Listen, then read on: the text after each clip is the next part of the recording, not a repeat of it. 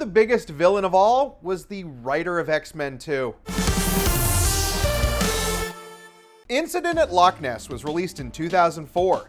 It was written and directed by Zach Penn and stars Penn as himself. The film also stars respected and venerated filmmaker Werner Herzog as himself. The supposed documentary follows the pair as they butt heads, trying to make a movie about the infamous cryptid. Incident at Loch Ness presents itself as an authentic documentary, but it's all lies. This is a mockumentary which plays out like a big hoax on Penn's filmmaking peers. To get into some background, the film is the personal project of Penn, who is a longtime Hollywood screenwriter.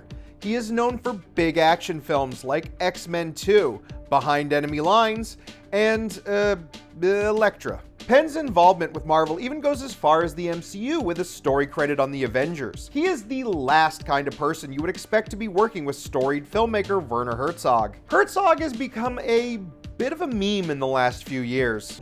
I would like to see the baby. Hey, look at me. I'm Mr. So-and-so Dick.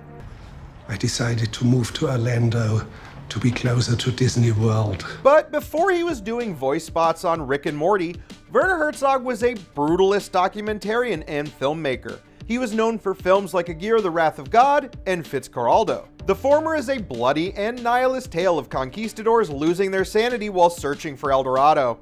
It's like if the Disney film featured more incest and hangings.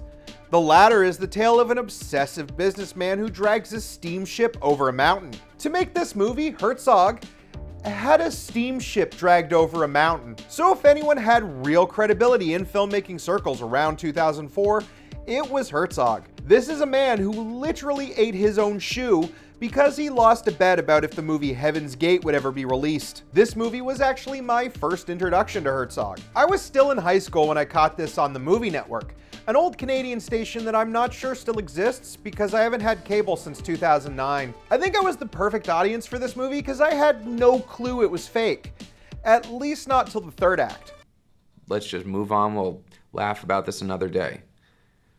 Which, obviously we have not, that other day never came, but that's a different story. Incident at Loch Ness is expertly set up as a film within a film within a film. The initial setup is that a fellow documentarian is shooting a film about Werner and his career. Unfortunately, he is catching the director as his latest project collapses. This new project is titled The Enigma of Loch Ness. Herzog explains that his interest is not in the monster, but in the mass delusion that grips people when it comes to urban myths and legends. Unfortunately, it becomes very clear that his producer has other ideas.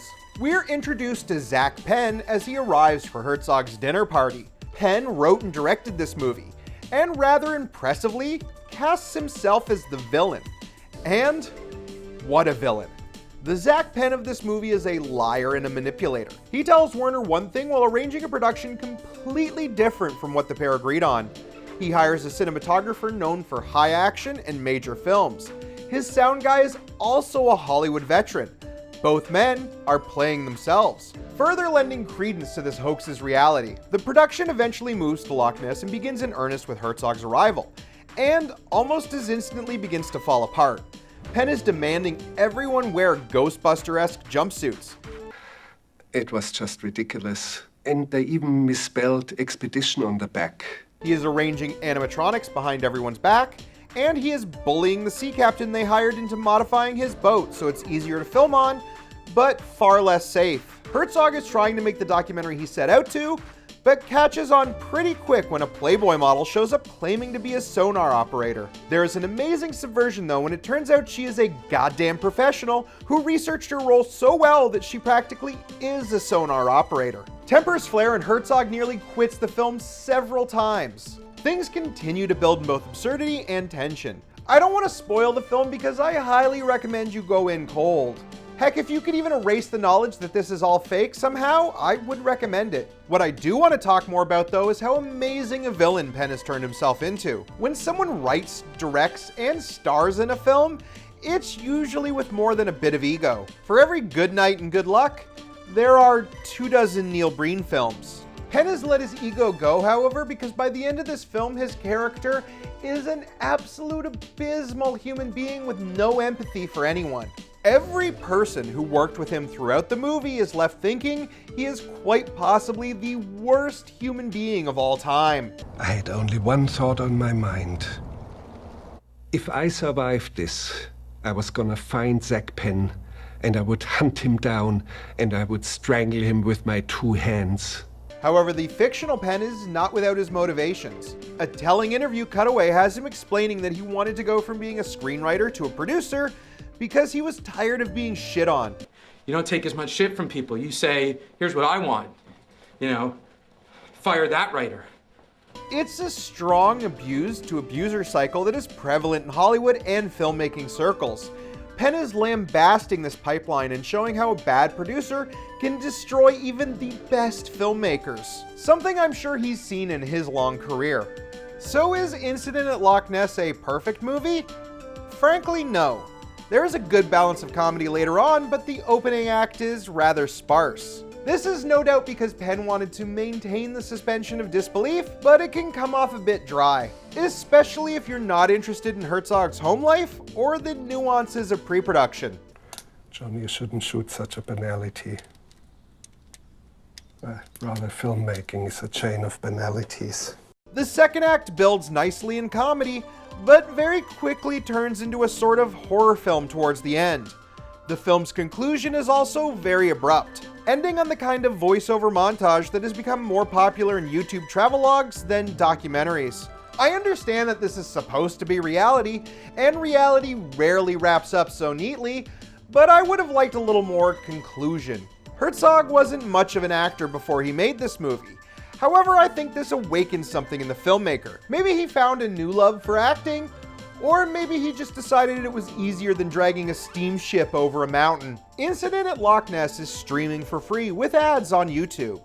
But other than that, I had a hard time finding it. This is the kind of movie that's at a bit of a risk of becoming lost media, so I wanted to draw some attention to it. I honestly don't know how anyone else will ever see it in this day and age, especially with a name and a poster that makes it look like pure Tubi fodder. Zach Penn is not a small-time writer by any measure, but during the writer's strike it's important to highlight this aspect of the industry.